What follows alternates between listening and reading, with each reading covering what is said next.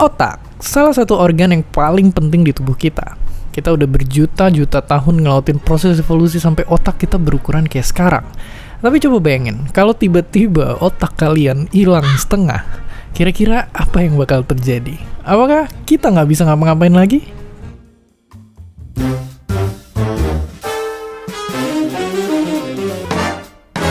Jawabannya ternyata enggak.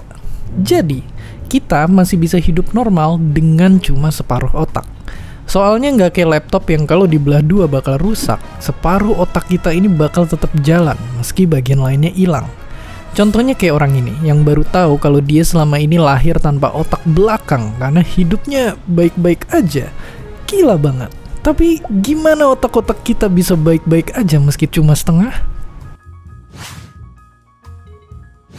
Otak ini emang paling jago soal adaptasi. Jadi intinya, sisa otak yang masih ada di kepala bakal belajar sampai bisa ngegantiin tugas bagian yang hilang. Mirip sama kalian pas lagi gantiin tugas orang yang hilang kalau ada tugas kelompok. Memang ajaib.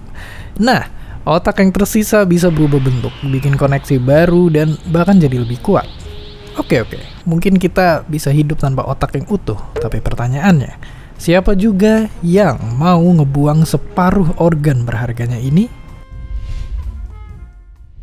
Ternyata ada.